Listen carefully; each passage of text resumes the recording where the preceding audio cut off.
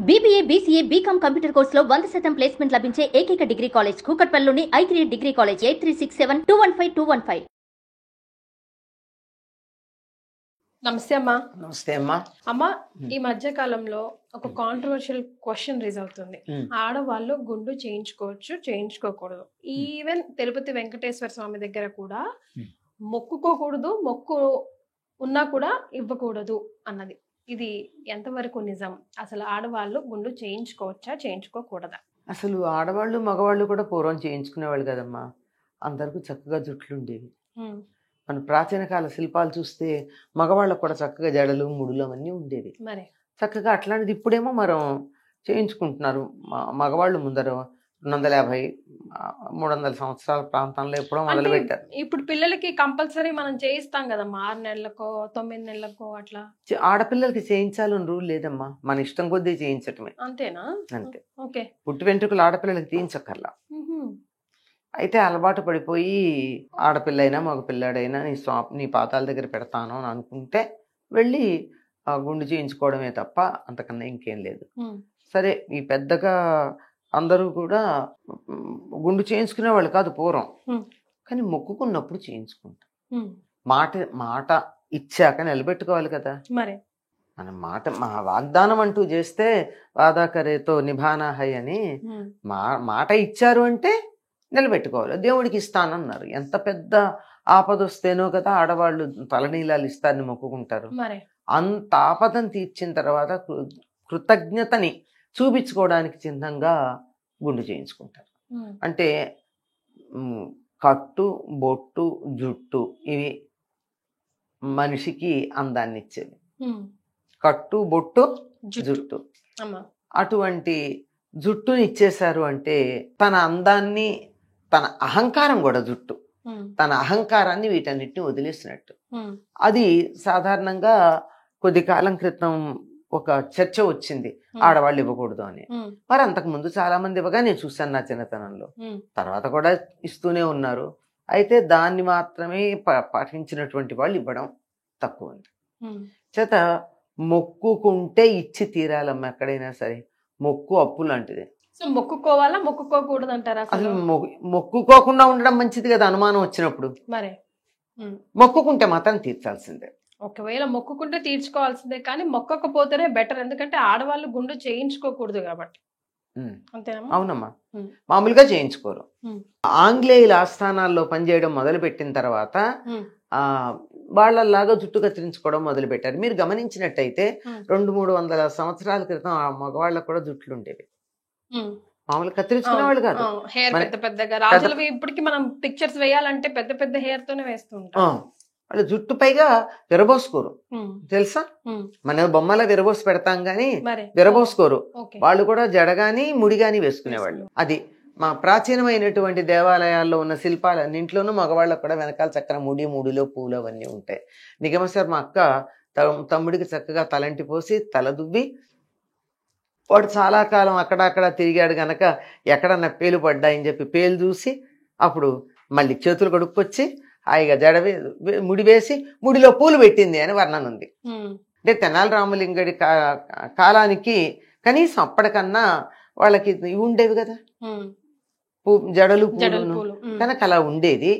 ఎవరైనా సరే జుట్టు అహంకారం, జుట్టు లేకపోతే ఎలా ఉంటారమ్మా మనిషి? భయంకరంగా ఉంటారు. రూపురేఖలన్నీ మారిపోతాయి జుట్టుతో. కనుక నా రూపురేఖలు మారిపోయినా సరే, నేను ఎట్లా ఉన్నా సరే, నా అహంకారం లేకపోయినా సరే, నా ఈ కోరికను తీర్చావు గనక నీకు నేను కృతజ్ఞుణ్ణై ఉంటాను అని చెప్పడానికి ఆ తలనీలాలు ఇవ్వడం ఉంది. ఈ నీలాలు ఇవ్వడం అన్న పదం ఒక్క తిరుపతిలో తప్ప ఇంకెక్కడ వాడరు. ఇంకెక్కడ ఆడతారా? యాదగిరి గుట్టల్లో కూడా ఇస్తారు కదా తలనీలాలు అంటారు, అక్కడ అంటారు అదే పదం. అంటే దేవుడి దగ్గర ఇచ్చేటప్పుడు మాత్రమే మనం ఆ పదాన్ని తలనీలాలు ఇవ్వడం అంటారు. అటువంటి సందర్భంలో దేవుడికి ఒక మాట ఇచ్చామంటే ఆ మాటను నిలబెట్టుకుని తీరాలి కదా. అంటే కోరిక బలమైనది అయినప్పుడు మనం కూడా తెలిసి తెలియకుండా కొన్ని ఎక్సెప్షన్ కేసెస్ కి వెళ్ళిపోతూ ఉంటామమ్మా. అంటే ఫర్ ఎగ్జాంపుల్ ఇప్పుడు ఇది కూడా కదా, ఆడవాళ్ళు గుండు చేసుకోకూడదు అన్నది ఉంది మనకు. అయితే ఎక్కడుంది మరి చెప్తారు కదా, అప్పుడు భర్త చనిపోయినప్పుడు గుండు ఎక్కడుంది అసలు?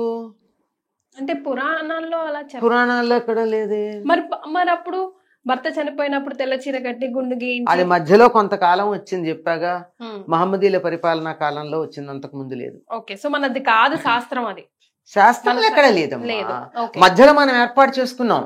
మరి మనం ఇలా ఉంటే బాగుండని మనలో మనం ఇలా అనుకుని, ఇదిగో ఈ స్కూల్కి యూనిఫామ్ ఇది, ఈ ఆఫీస్లో యూనిఫామ్ ఇది, ఈ కోడ్ ఇది, మెడలో ఇది వేసుకోండి, మంగళసూత్రం అన్న మర్చిపోతారు కానీ ఐడి కార్డు వేసుకుంటారు కదా. ఇలాంటి మన కోడ్ పెట్టుకున్నాం కదా, అట్లా పెట్టుకున్నవి ఇవన్నీ. అంతే తప్ప ఎక్కడ మనకి కౌసల్య, సుమిత్ర, కైక అలా తెల్లచీరలు కట్టుకుని అవన్నీ చేసినట్టు, వాళ్ళకి ఆ కార్యక్రమాలు అన్ని చేసినట్టు అక్కడ ఏం లేదే మనకి. కొన్ని మొక్కులు, ముఖ్యంగా ఆడవాళ్ళు ఇలాంటి మొక్కులు అస్సలు మొక్కుకోకూడదు అన్నవి ఏమైనా ఉన్నాయమ్మా? ఇదే చాలా మంది ఏమంటారంటే జుట్టే ఇవ్వకూడదు అని అంటారు. అది కానీ మామూలుగా అయితే ఇవ్వకూడదు, మొక్కుకున్నాక ఇవ్వాలి. మొక్కుకున్నాక ఇవ్వాలి, మాట ఇచ్చాక ఇవ్వాల్సిందే కదా. మరి జాన్ జాయే వచన్ న జాయే, మాట పోకూడదు, ప్రాణం పోయినా పర్వాలేదు కానీ మాట మాత్రం భగవంతుడు మాట పోకూడదు. అంటే ఎందుకు ఇస్తారు? జుట్టే అందం కదా మనిషికి, ముఖానికి అసలు మార్పు వచ్చేస్తుంది జుట్టు లేకపోతే. జుట్టు ఊడిపోతేనే మార్పు వస్తుంది, అట్లాంటి జుట్టు లేకపోతే ఎంత మార్పు ఉంటుంది? ఇంతటి మార్పు ఉండి అహంకారాన్ని కూడా వదిలిపెట్టుకోవడానికి సిద్ధపడ్డారంటే ఎంతటి ఆపదొచ్చి ఉంటుంది వాళ్ళకి. జుట్టు అహంకారానికి సంకేతం. అందుకే ఎవరినన్నా అవమానం చేయాలంటే చంపకుండా వదిలేసే సందర్భంలో గుండు గీయించి పంపించేవాళ్ళు. అవును, చాలా సినిమాల్లో కూడా చూసాం మనం. సగం చచ్చినట్టే అంటారు కదమ్మా. జుట్టు తీయించేస్తారంటే సగం చచ్చిపోయినట్టే. సైంధవుడికి చేశారా పని. రుక్మికి అయితే ఒక మీసం ఒక వైపు జుట్టు తీశారు, మొత్తం కాకుండా.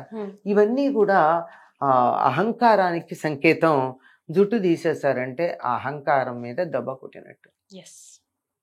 అందువల్ల ఇవ్వకూడదు అంటారు. మొక్కుకుంటే అహంకారం కూడా నేను వదులుకుంటున్నాను, నాకు ఒక పని జరగడం ప్రధానం అని వెళ్ళిన దానికి జుట్టిస్తారు. ఒకవేళ మనం మొక్కుకున్న మొక్కుని తీర్చలేకపోతే ఎందుచేతైనా ఏదైనా కారణం చేత మర్చిపోయో లేదంటే ఇంకోటో అయితే దేవుడికి కోపం వస్తుందమ్మా? దేవుడు శాడిస్ట్ కాదమ్మా, 100 సార్లు గుర్తు చేస్తాడు. మనకి నేను మొక్కుకున్నాను అని గుర్తొచ్చేట్టుగా అనేక సంఘటనలు కల్పిస్తాడు. మనం కొంచెం సున్నితంగా ఉండి, నాజుగ్గా ఉండి, అటెంటివ్గా కనుక ఉన్నట్టయితే అర్థమవుతాయి. అయ్యో నేను మొక్కుకున్నాను ఇవ్వలేదు, మొక్కు కూడా ఇస్తాను అంటమే కదా, ఇస్తాను ఇవ్వలేకపోతే అబద్ధమాడినట్టే కదా.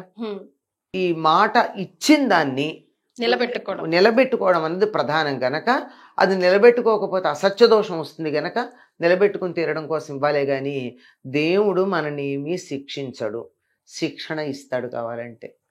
అంటే నువ్వు ఇలా మర్చిపోయావు అని గుర్తు చేసే పరిస్థితులు తెస్తాడు. ఎక్కడికో పెడతాం, ఎవరో మాట్లాడుకుంటూ ఉంటారు, ఇలా మొక్కు తీర్చకపోతే ఇట్లా అయిందండి, ఫలానా మొక్కండి అంటారు. అప్పుడు నేను మొక్కుకున్నాను తీర్చలేదు అన్న సంగతి నాకు గుర్తొస్తుంది. అట్లా గుర్తు చేస్తాడు. అప్పటికి కూడా అంతే కదా, అదే కదా. అలా కూడా గుర్తు రాకపోతే నువ్వు ఆయన కాళ్ళు పట్టుకునే పరిస్థితి తెస్తాడు. ఇబ్బంది పెట్టాడు, పరిస్థితి తీసుకొస్తాడు. నువ్వు మొక్కు తీరుస్తాను గుర్తు చేసుకున్నాక సెట్ చేస్తాడు. చాలా సంతోషం అమ్మా, ధన్యవాదాలు. వస్తే అమ్మా.